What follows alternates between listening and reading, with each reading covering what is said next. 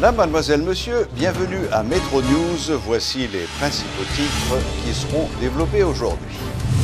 Manifestation violente ce lundi à Port-au-Prince. Des manifestants répondant à l'appel de Moïse Jean-Charles de Petite-Dessalines ont créé une situation de panique au centre-ville, à Delmas et à Pétionville. Des magasins, des supermarchés, des banques ainsi que de nombreux véhicules n'ont pas été épargnés. Clôture lundi de la deuxième session ordinaire de l'année législative. Rencontre lundi entre le président de la République et des membres du secteur privé et des affaires. L'objectif de la réunion était de travailler au renforcement de la compétitivité du pays. Métro News vous est apporté par Haytrack, l'esprit bâtisseur, et Inoto SA, concessionnaire des véhicules Toyota. Haytrack vous invite à gagner des cadeaux avec l'huile moteur mobile Delvac. Grattez l'étiquette jaune, découvrez votre code, envoyez-le au 81 10, réclamez votre prime au bureau mobile. L'huile mobile Delvac est représentée en Haïti par Haytrack.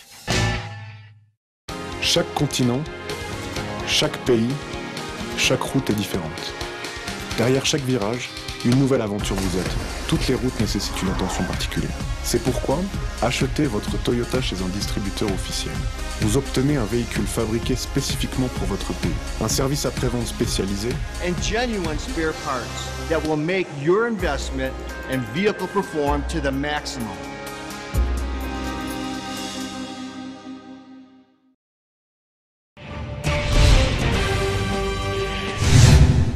La capitale haïtienne a connu une journée noire ce mardi. Des incidents ont éclaté lors d'une manifestation organisée par Moïse Jean-Charles pour protester contre le vote par le Parlement du nouveau budget de la République. Les manifestants ont lancé des pierres en direction de plusieurs entreprises sur l'autoroute de Delmas. Ils ont dressé des barricades de pneus enflammés, paralysant la circulation.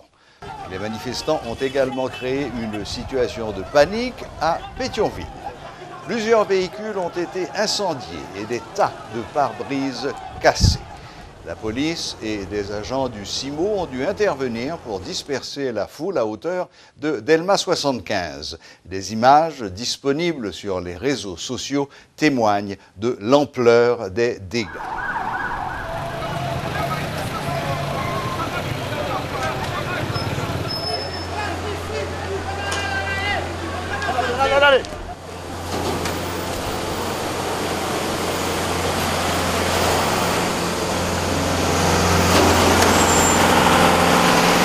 Contacté par Radio-Télé-Métropole, le ministre de l'Intérieur, M.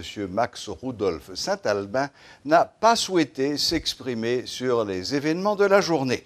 Il s'est contenté de déclarer que le gouvernement fera paraître un communiqué. Par contre, l'ancien Premier ministre, M. Evans Paul, a donné son sentiment cet après-midi lors d'une interview accordée à Radio Métropole. Nous vous invitons à en écouter quelques extraits. Bon, je ne pas souhaiter le pire, parce que le pire, pas bon pour le pays. Parce que je dis, les gens qui sont victimes, ce sont des citoyens, pour la plupart, qui sont potentiels victimes. Ça, il y a reproché pour voir. Moi, je crois que tu as des signes avant-coureurs. Il y a un signe, c'est l'œil prend l'opinion publique dans le pouvoir, dans le gouvernement, à partir de gens qui ont commenté le budget dans la radio, ça qui est vrai, ça qui n'est pas vrai, un amalgame qui fait, qui est défavorable au pouvoir législatif et au pouvoir exécutif. Ça, c'est la première étape, première bataille pouvoir perdu, c'est la bataille de l'opinion. Et je dis, nous perdons notre bataille, c'est la bataille du contrôle de la rue, la garantie de l'ordre public. Moi-même, ça me souhaitait que l'autorité prenne responsabilité, que vous corrigez ça pour corriger, et que les militants tout maîtriser pour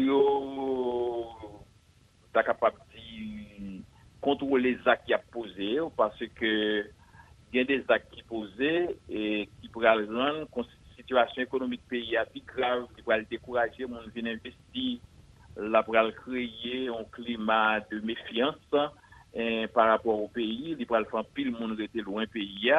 Alors c'est pas un bon signal, moi je crois que c'est droit citoyen pour y protester, mais tout le monde connaît violence là, c'est pas la meilleure façon pour joindre ça chercher. Mais là, Evans Paul, est-ce que question budget, c'est ta véritable cause qui fait et manifestants étaient vraiment violents et agressifs comme ça aujourd'hui? On pense ça? Bon, on est en politique. Budget, c'est un élément, son élément qui servent de prétexte.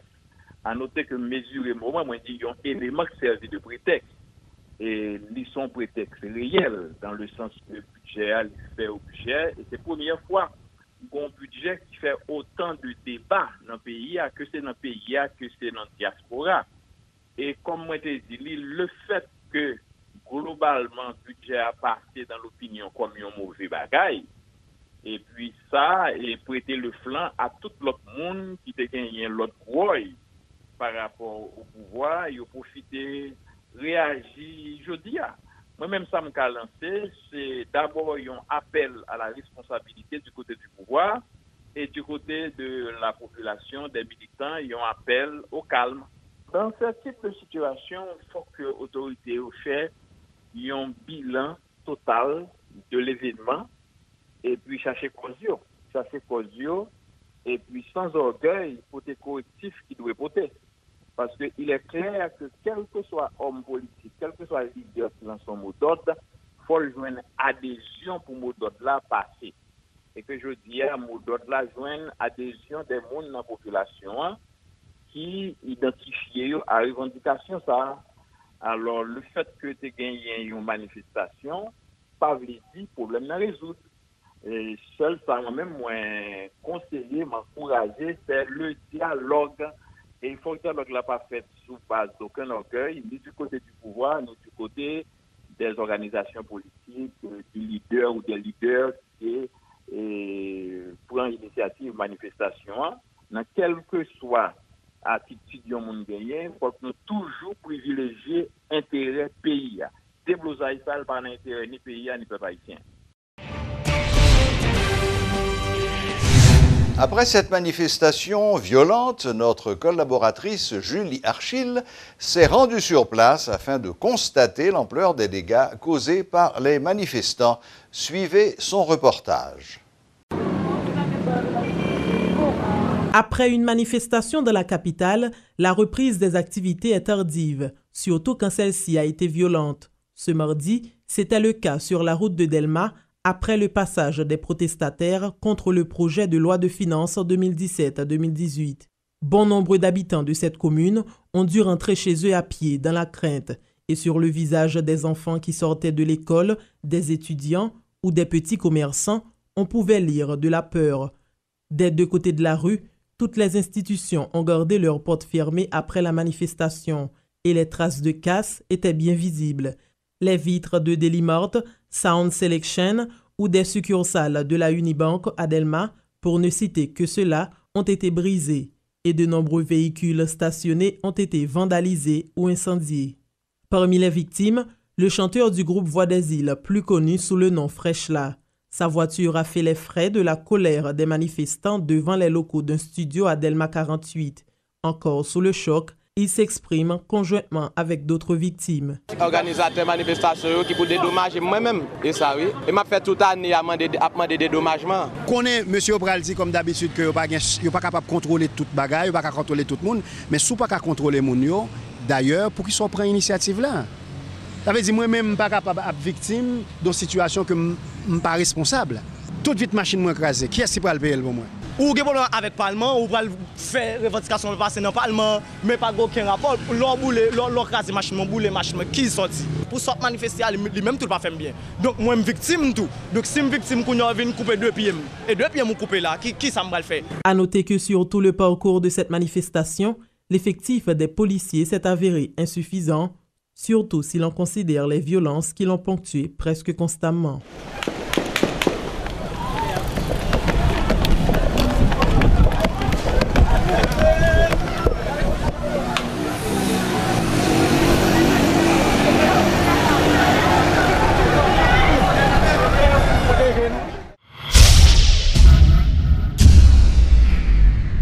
parlementaires ont clôturé la deuxième session ordinaire de l'année législative lundi soir en séance plénière.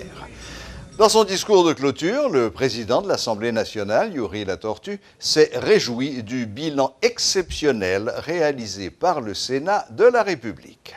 Le calendrier républicain nous ramène aux horaires de nos réalités existentielles. Nous voici aujourd'hui réunis ce 11 septembre afin de fermer la deuxième session de l'année législative 2017. Sans nous glorifier, nous pouvons affirmer haut et fort que les deux sessions de cette année législative se gonflent d'un bilan copieux, d'un bilan exceptionnel. Oui, elles sont remarquables eu égard à l'ampleur du travail législatif réalisé. Sous le leadership de ce bureau de l'Assemblée nationale, le Parlement est sans conteste l'espace par excellence d'expression de la vitalité démocratique haïtienne.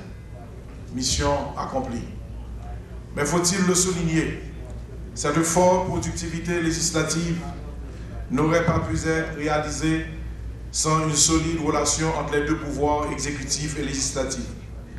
En effet, ces deux pouvoirs ont élaboré un agenda législatif annuel comportant 50 lois, dont une bonne partie a été votée au cours des deux sessions de cette année.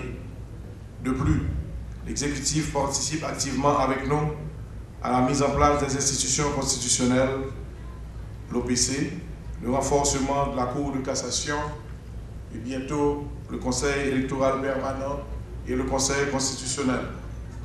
Il n'est pas superflu de rappeler qu'en dépit de la conjoncture politique paraconstitutionnelle et très fragile dominée par une polarisation outrancière des forces politiques frôlant des affrontements fratricides, le Parlement a su remplir sa mission constitutionnelle avec un sens élevé de responsabilité, sans dévier de la ligne de ses attributions constitutionnelles et de ses devoirs patriotiques.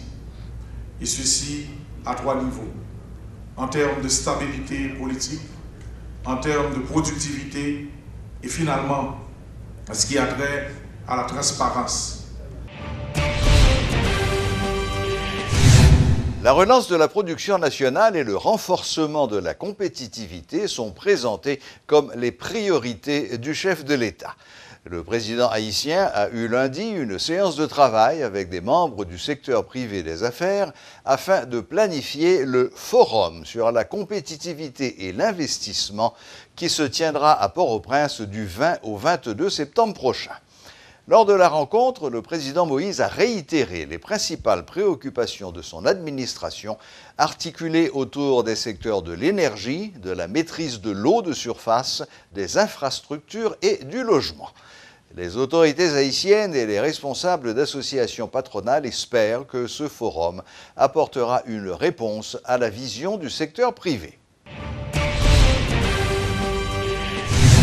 Vievario, Enfants du Monde, International Medical Corps et Yélé Haïti font partie des 257 organisations non gouvernementales opérant de manière illégale répertoriées par le ministère de la Planification et de la Coopération externe. Le ministre Aviol Fleuran a accordé à Radio et Télé Métropole une entrevue dans le but de clarifier certaines données de ce dossier. Les 257 ONG seront connues. Mais si vous permettez, je peux vous dire que sur cette liste, on peut voir Yélé Haïti. Il y a une ONG Vivario. Il y a APAC. Je dois dire que les dirigeants de l'APAC étaient venus ici, tout comme les dirigeants de Vivario. Ils ont reconnu avoir enfreint et le décret du 14 septembre 1989 sur le fonctionnement des ONG pour avoir omis de donner rapport et que malheureusement, la loi est dure, mais c'est la loi. Ces ONG sont tombées sous le coup de la loi, tout comme International Medical Corp, IMC. Il y a Global Health Action, il y a Enfants du Monde. Malheureusement, il y a La Famille, c'est la vie. Il y a Architectes sans frontières Espagne. Il y a Espoir sans frontières Haïti. Il y a One Vision International. Si vous ne donnez pas de rapport, ceux-là qui ont collecté à l'étranger pour donner aux ONG pour venir dans un pays, dans un souci de solidarité internationale, ils ont aussi droit de savoir par où est passé ou par où sont passées leurs cotisations et leurs savoirs, dans un souci d'entraide internationale. Et moi, en tant que ministre de la coopération externe, j'applique les directives de mon gouvernement et j'exécute les ordres de mon président qui veut que Haïti sorte de l'assistanat pour aller vers le développement. Voilà, la boucle est bouclée. Merci de votre fidélité et à la prochaine, même heure, même chaîne.